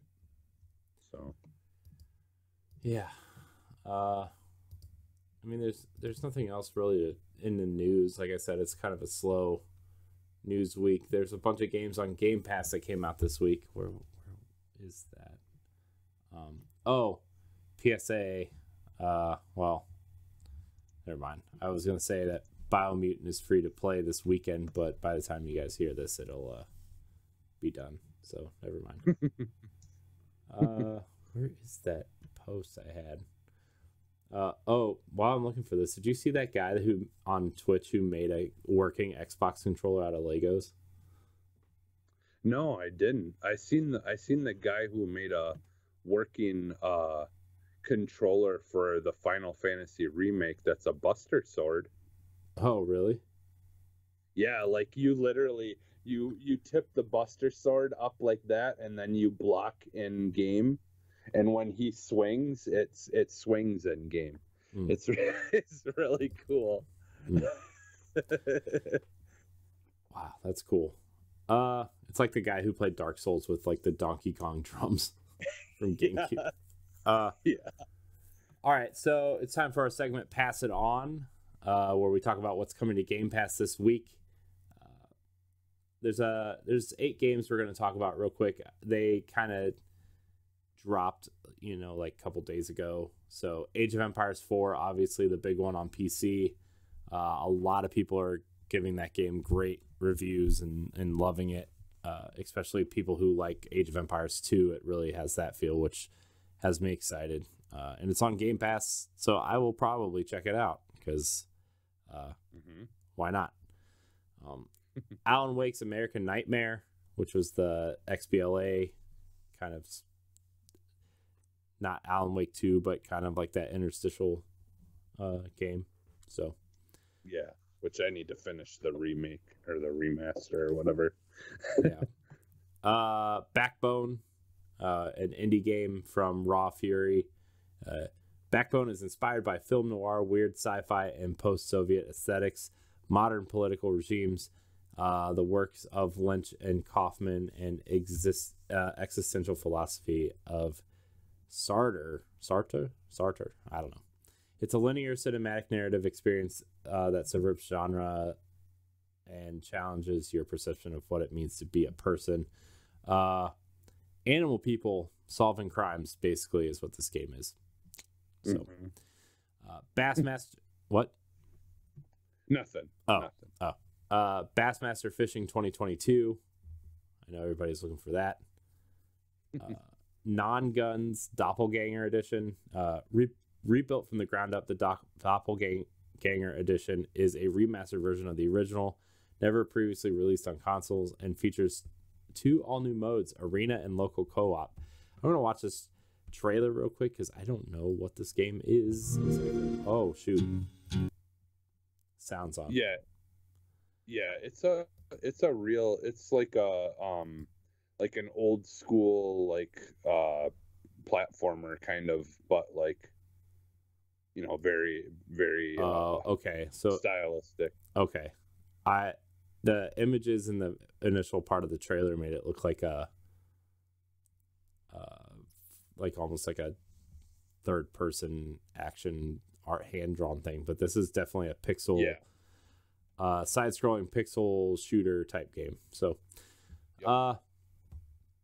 Project Wingman, which is looks like a stop playing the trailers, stop playing the sound. It's like a dogfighting airplane game. I don't know what fighter jet game. Jeez Christ. So that looks cool. And then I think the biggest one of the week, besides Age of Empires, I think the biggest one coming to console is The Forgotten City, the game that's gotten a lot of buzz. It was a Skyrim mod at first, and it's kind of like they put Majora's Mask into this weird kind of sci-fi fantasy world. So it looks neat. So if you're into that, it's coming to Xbox as well. So those are the games that just dropped on Game Pass. So check them out. There's no other news. Kind of like BS at the top of the show. I mean, I don't care. We can keep going if you want. I don't really care. People can listen or not listen. Whatever. Yeah. Well, and honestly, I don't really have anything more to talk about. To be honest, we kind of talked about most of it in the beginning. Yeah. That like I said, a lot of my free time here off and on has been more based around trying to watch some shows. Yeah. I've also been watching shows. I've been watching Titans on HBO Max, which I think I talked a little bit about last week. Yeah. I'm on the first episode of season 2, which season 1 kind of left off on a cliffhanger, which, that's how they keep you coming back for the next season. But I like it. I hope it gets a 4th season because I like what I'm watching, and I don't know. I think the pandemic screwed a lot of stuff up, but they did just announce that Doom Patrol is getting a 4th season, so I don't see why this wouldn't get a 4th season. Yeah.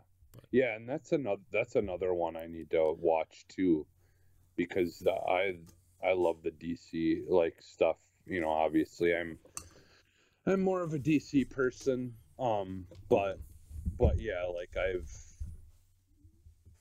been kind of wanting to start that as well, and I just haven't gotten around to it. I've been watching Titans too, but you know, the Tennessee ones. Yeah. Wow. Man, I'm so excited for the. I can't wait. I hope they win tomorrow against the Colts, because, dude, after seeing them embarrass the hell out of the Kansas City Chiefs, like that was just insane. Like, I could not believe that I was watching the Tennessee Titans. Like, yeah, like what's happening to the Chiefs this season? Buffalo. Well, yeah, and I mean, like, yeah, I don't know, man. I think people are just like, I think it's their offensive line is just not. It's just not where it needs to be, because I mean, man, that game of them against the Titans, and don't get me wrong, I mean, Tennessee's defense has like stepped up quite a bit over the past couple of games. But still, I mean, their defense, I think, was rated like super low in the beginning of the year. Tennessee's, so I think like 11th or something, 11th place. But yeah, I don't know. Like, yeah, that was just such a crazy game. Like, I just could not believe that they only scored 3 points that whole entire game. Kansas City. Yeah, it's insane. Yeah. Yeah, it was. Yeah, I mean, I loved it because I was a Titans fan, and Right. I'm just like, I mean, because like, like they also went against Buffalo and beat them just barely. But I mean, you're talking about two teams in Buffalo and Kansas City that are people have looked at as potential, Super Bowl, but at least playoffs, guaranteed playoff contenders. Mm. And for someone like Tennessee to be able to step up and beat back to back like those two teams, just really, really like Twitter has been going crazy on my Twitter with so many people just like just all over the place, like, cheering on Tennessee and stuff like that. It's good to see them like have a team that's like doing pretty well, and and has that heart there that like, last time I seen was, like when Steve McNair like brought them to the Super Bowl. And around that time, like, it's been a little while now since they've had a team that was remotely good. So yeah, but the Kansas City, of all teams, I never would have told you that Tennessee would beat Kansas City that bad. Yeah. Like, never. Yeah. Man, Kansas City is like, what's happening in this season? Yeah, I don't know. It's crazy. I don't know. It's something's just not right there. Like, because I mean, again, it's a good team. Like, on paper, that's should be a really good team. I mean, they've been doing well the last couple of years. Yeah. But yeah, I'm excited. I'm excited to hopefully at least listen to that game tomorrow. Or I think Tennessee's game's around noon, so I should technically be able to watch that tomorrow. Yeah. Before we head out. So Yeah. But sports. Right. I'm well, it's just like I don't know, like I kind of lost it with the Packers, and like, I've followed Tennessee the last couple of years more than Green Bay, honestly. And now, like, seeing them like have a little bit of energy and hope, and like they've got some amazing people who, like Derrick Henry is like on track to be an MVP, and he's a running back. Like, like a running back. No one is ever outside of, like, I think they said kickers, like, is usually score the most points in a game. And he's been just dominating. So yeah. Browns play the Steelers tomorrow, so that's a big game for them. Yeah. Hopefully I'll get to watch at least some of it. I don't know. I kind of. It depends on what's happening. I'm supposed to get a haircut tomorrow, and my parents are coming over, and it's so hopefully I'll get to watch some of Yeah. it. But I'm going to record it and watch it. Probably after. Well, how has Browns been doing this year? I haven't gotten a chance. Like, what's their record? They're 4-3. Okay. They lost to the Chargers by 5 points, and I mean, we scored like 40-something points, so our defense played bad. We lost to the Chiefs by like, let me see. Browns. Schedule. Yeah, because I know they were doing pretty decent. Like, was it last year or whatever? So. Yeah, I want to see. And I mean, there's. Oh, jeez. We lost to the Chiefs by 4. We lost to the Chargers by 5, and we got stomped by the Cardinals, 37-14. We got stomped, but also like half of our team got hurt, and we last week when we played the Broncos, we won by 3 with like, I think literally 13 of our starters were out. Yeah. So that was good, a good sign. Yeah, that was another thing that's impressive about Tennessee. I could have swore they said that they've got like 18 people who are are out, and those positions are being filled by people who are non-starters. I know. Like it was something insane like that. We have like 6 players on the active roster right now who were practice squad players. So yeah. I don't know. I'm hoping that the Browns can kind of pull it out, because I don't know. I'm kind of worried that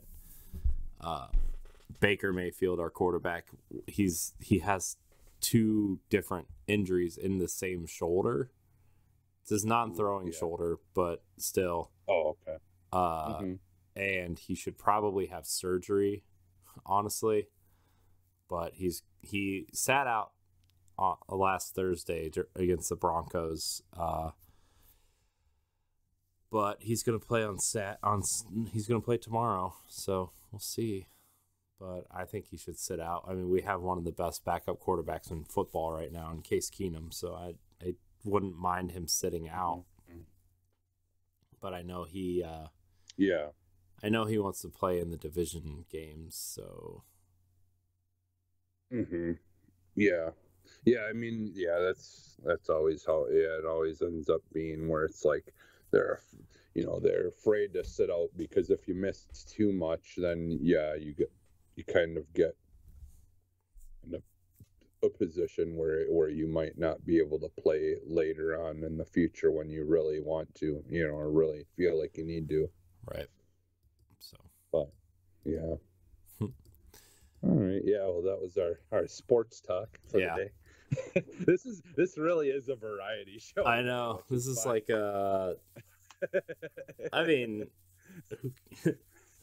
who cares, right? I mean, yeah. I mean, I would imagine like people are probably just like that. I feel like if you and I just did a podcast outside of like Boss Rush or something, it was just you and me, and we would just BS for 2 hours and then leave. Like, you know what I mean? Like, it'd be one of those podcasts. Well, and like it comes back to like I don't get to go on I haven't been on the Boss Rush regular show or like anything else. So it's like there's a lot of things that like I've always like. Maybe this is what I could talk about, but I don't really, because I try to keep, Maybe that's what expansion pack will be, is just like BSing for an hour or 2. Yeah. Just talk about like, because I know, it's like, I know After Dark is like gonna be sort of like, not like, I mean, adult themed stuff, but like more like, let's talk about adult problems or dating or whatever. I know that's kind of where LeBron's head is at, right? Yeah. With that, but like maybe expansion pack is just like BSing for an hour about anything we want, you know? Yeah. So, Yeah, like getting the aspects of our other parts of what makes us, because like, we love video games obviously, but there's still so much more to all of us that we're interested in. And I feel like we do sprinkle that stuff in there gradually anyways, but right. but sometimes, we want to just talk about, like a show or talk about, whatever, but we don't necessarily want to do a whole episode on just one show. We want to be able to talk about multiple things, and which that would give us a chance to kind of share our interests outside of it. Plus it works. Plus it works for like the evergreen nature. Like if we're going to if people want it early, right? They can donate or subscribe or whatever. But like also like if you miss 2 weeks, like, you know what I mean? If you listen to it 2 weeks later, like we're planning on it, like it's not like they're missing anything, you know? Yeah. So like a couple weeks ago, I didn't talk about it on the last podcast, but I went and seen Dave Attell live, and holy shit, was that dude fucking hilarious. Yeah. Oh man, it was such a good comedy show. And the guy that opened up for him was really good too. It was great, dude. Like him just trashing our city and, making fun of things, and it just was so good. Yeah. It was so good. Yeah. He's one of my all-time favorite comedians though.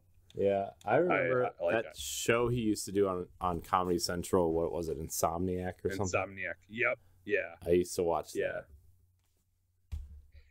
Yeah, I love. I have I think season 1 and 2 on DVD of that show. Oh wow. Like the uncensored versions or whatever they released. Yeah. I love that show. Stay up late, Insomniac. Was it kick the Sandman in his sack? Stay up late, Insomniac. Right. Yeah, I loved that show. And I like that, and like just growing up with the Tom Green show. Yeah. Oh man, just all that stuff. Like I like, me and my wife are very similar in that we talked. Like I literally said, like, honestly, if we could do it every single night that a comedy act comes to the comedy show by us, I would go every single night, and without even caring who's there, because I just love comedians and comedy so much that it does not matter who it is. Like I want to see like what new comics and stuff I could find, or find someone that I never even heard of or whatever, that's been popular for a while or whatever. Because there's so many people out there, right? And I just love it all. And like, man, it's just really disappointing, the whole cancel culture, coming after the one thing that's supposed to be sacred. Like, being offensive and all that stuff is like, that's part of comedy. Like that, you take that away, and you take away like the heart and soul of comedy. Like it's not meant to be hurtful. It's coming from a place of love. It's not. It just sucks. I hate the whole cancel culture. Like aspects of some things. Like I get it. I understand fighting for things, and I understand wanting better from some things, but it just does not apply to everything. So. But well, with that said, I think we're going to get out of here. Well, thank everybody for watching and or listening to Arsenal X, the Xbox podcast. You can find us live every Sunday night on twitch.tv/Boss Rush Network. You can also find us on podcast services and YouTube on Tuesday mornings follow the Boss Rush Network on social media at Boss Rush Network. Jesse, where can we find you? You can find me almost everywhere as Phantom NXS. Yeah, you can find me. I am Corey HD on Twitter and Instagram. You can find all of our shows and our content on our YouTube channel or on bossrush.net. Thank you guys so much for watching and or listening. And until next time, we love you. Goodbye. Bye.